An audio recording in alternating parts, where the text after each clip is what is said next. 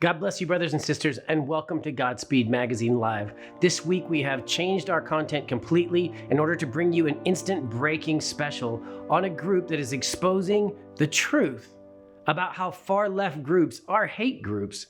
Specifically, this is coming from the executive chairman of the Center for Security Policy in Washington, D.C. This is a man that used to work as a assistant defense secretary under Reagan. So I want you to take a deep look at this. There's an incredible lineup that's coming to you right now. And the entire purpose is, how is God bringing the truth forward inside technology when so much of the mainstream media and so much of the social media is dominated by people who would like to suffocate, silence, and distort the truth wherever believers surface.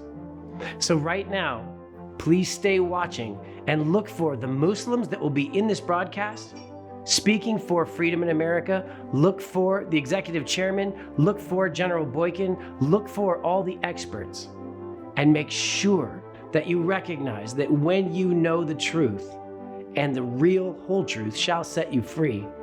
When you know the truth, it becomes our responsibility, yours and mine, to share that with literally every single person we know and say, consider hearing the truth from inside so that you don't have to keep hearing these distortions and lies from outside. God bless you, brothers and sisters. And if you bring the full gospel of Jesus Christ, Godspeed.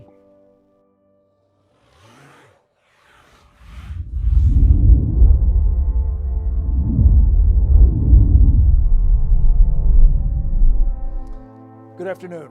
My name is Frank Gaffney. I formerly acted as an assistant secretary in Ronald Reagan's Defense Department and went on to found and am now the executive chairman of the Center for Security Policy. And I'm very pleased to be hosting and moderating a truth squad on the red-green axis.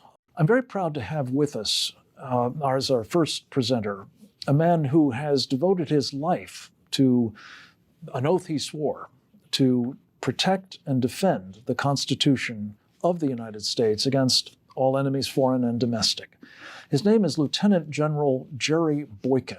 He has 36 years of distinguished service in the United States Army, rising to the rank, of course, of a lieutenant general, but also as the commander of some of the most storied units in the United States military, including the Delta Force, which he not only was a founding member of, but also became its commander. General Boykin worked in a variety of other capacities in the intelligence community, notably serving for a time as the Deputy Undersecretary of Defense for Intelligence. He knows the enemies we face. He has confronted them on the battlefield in the kinetic sense, but he's also been extraordinarily effective in his present role as the executive vice president of the Family Research Council, dealing with the threats posed to his organization very literally by groups like the Southern Poverty Law Center and the Council on American Islamic Relations. General Boykin, welcome. It's so good to have you with us. Thank you for being with us to take part in this Truth Squad on CAIR and the SPLC. Well, I consider it a privilege to be able to be with you today in this, what I consider to be a very important moment here as we really sort of expose the truth about both CAIR and the Southern Poverty Law Center. As you said, Frank, I'm the executive vice president of the Family Research Council. And last week, today, 1 week ago today, we paused here in the lobby of the Family Research Council and brought all our employees together, and we really remembered a day 7 years ago when a man named Floyd Lee Corkins walked into our lobby with a 9mm pistol, 100 rounds of ammunition, and 15 Chick-fil-A sandwiches, and shot our building manager, Leo Johnson. When asked why he shot Leo and what his intentions were, he said, he came here to kill as many of us as possible because we were a hate group. And he had found us on the website of the Southern Poverty Law Center, listed as a hate group, an anti-gay, anti-LGBT hate group. Well, first of all, let me say we're not. But he came into our building because Southern Poverty Law Center had listed us as a hate group, and that hate list that is maintained by the Southern Poverty Law Center is totally illegitimate. Now, all you have to do is look at Southern Poverty Law Center objectively, and you'll see that just within the last few weeks, their world has been falling apart because the top 3 people in Southern Poverty Law Center have been forced to step down, including the founder, Morris Dees, who founded this in 1971 as a, quote, civil rights organization. But because of complaints from people within Southern Poverty Law Center, employees, about incredible racism and incredible sexism, Southern Poverty Law Center has been exposed for what they really are. Now, let me tell you what one of their own employees says, and I'd like to read this. It's a guy named Bob Moser in the New Yorker. He said, "We were part of the scam and we knew it." What scam? It's a money-raising scam. Today, they have $149 million in offshore accounts, and their total assets are almost $500 million. And this is a 501c3 organization. This is a tax-exempt organization. Keep that in mind. And that's what Morris Dees was all about until he was forced to step down. It's all about money. It is all about money. So this hate list has all been about money. And they are a shill for the left, for the ultra-left, as a matter of fact. And they are an arm of the left that has been used to push every liberal cause. And how do you get on a hate list?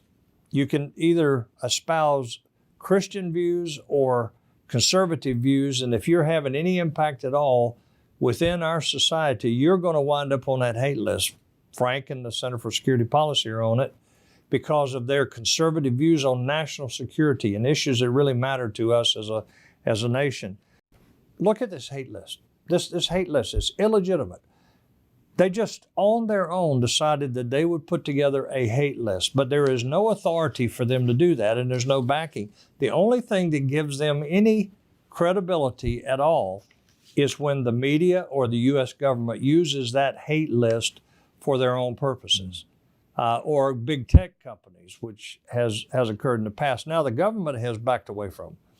And many of the big companies that have used those hate lists have backed away from them too, but you still have elements of the media that are still referring to this hate list and not understanding that what they're doing is they are reinforcing a hate list that is produced by an organization that was convicted in Washington, D.C. of hate crimes, federal hate crimes. Yes, in Washington, D.C., that man that came in our building and shot Leo Johnson was convicted of a hate crime. These people are committing domestic terrorism. But let me tell you who is not on this hate list. None of the Islamic hate groups are on the list. None of them. None of the Islamic hate groups, like the Students for Justice in Palestine or Hamas, which is recognized as a terrorist organization, they're not on the hate list.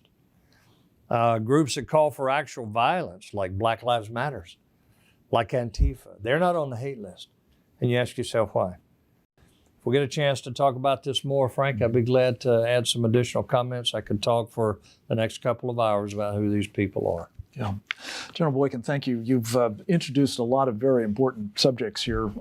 Notably, when you talk about the Southern Poverty Law Center, it's really kind of an enabler of the terrorists that we're now confronting, hate groups among them.